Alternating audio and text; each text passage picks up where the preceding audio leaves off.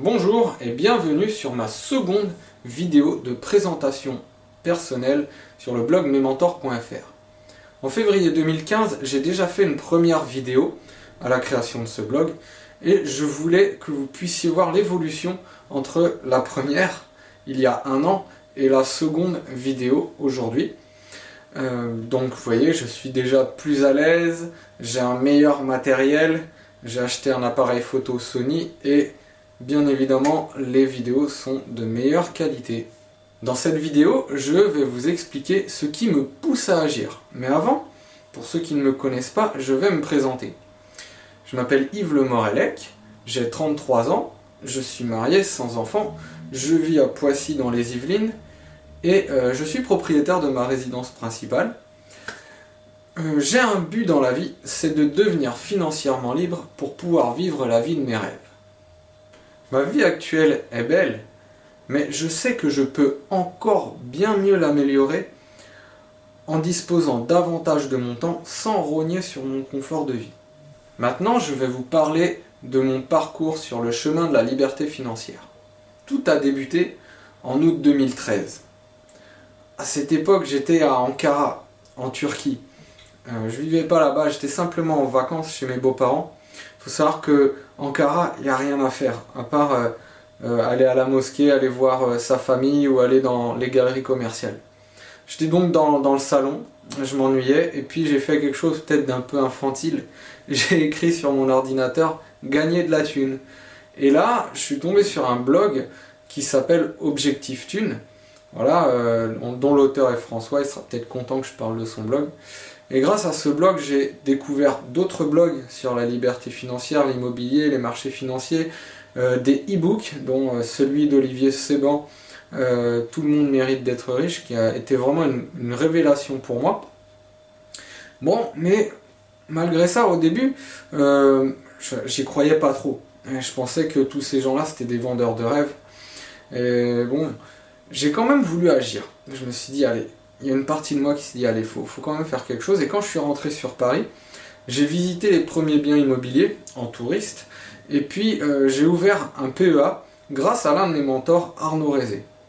Du coup, j'ai été un petit peu découragé à cette époque-là, parce que je me disais, ça prend tellement de temps et d'efforts pour devenir financièrement libre.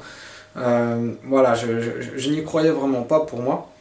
Et puis, j'ai découvert un blog sur le régime paléolithique qui est rédigé par l'un de mes mentors qui a également un blog sur la liberté financière.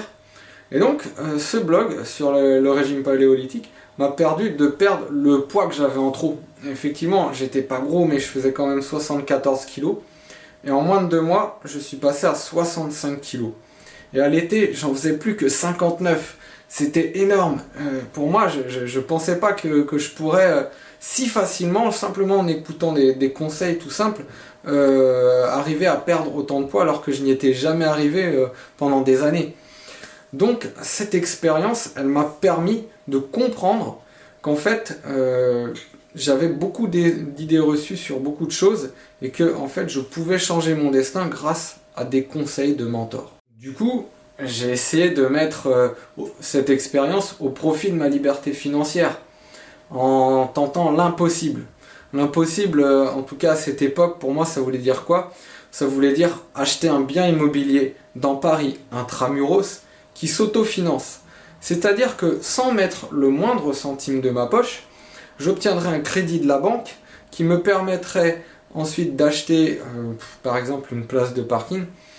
Et le loyer me permettrait de rembourser le crédit en cours, plus les charges de copropriété, la taxe foncière et l'assurance si j'en souscris une. En octobre 2014, c'est-à-dire pas si longtemps que ça après, j'ai finalement trouvé le bien immobilier dans Paris Intramuros qui s'autofinançait. Une place de parking dans le 19e arrondissement. J'ai réussi à obtenir un accord de prêt qui permettait de financer la garantie du prêt, les frais de notaire et bien sûr l'acquisition du bien. Celui-ci serait remboursé par les loyers qui de même rembourseraient aussi les charges de copropriété et la taxe foncière. J'avais donc réussi mon challenge. Mais voilà, c'est l'organisme de garantie du prêt qui n'a pas voulu s'embêter avec une si petite opération. C'est beaucoup de temps, beaucoup de travail pour pas beaucoup d'argent au final. Et donc, j'ai préféré acheter ce bien cash, 7400 € frais de notaire inclus. J'aurais pu persévérer avec les banques, mais j'avais pas envie qu'une affaire aussi juteuse me passe entre les doigts. Et puis au final, bonne nouvelle, puisque j'ai réussi à le louer 75 €, alors que je pensais le louer 70 €. Ce qui m'aurait permis, si j'avais obtenu ce prêt, d'avoir un cash flow positif. J'étais tout de même vexé de ne pas avoir obtenu mon prêt pour mon premier bien immobilier.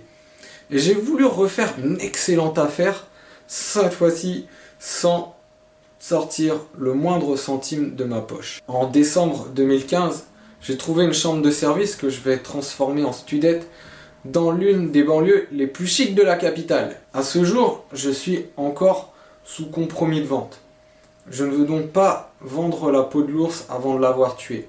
Mais si tout se passe bien, et l'organisme de prêt a validé mon prêt, eh bien, je toucherai un cash flow positif de 90 € par mois minimum. Et tout ça, sans sortir le moindre centime de ma poche, même pas les frais de dossier bancaire. Quand j'ai ouvert ce blog en février 2015, je ne savais pas ce qui allait se passer par la suite.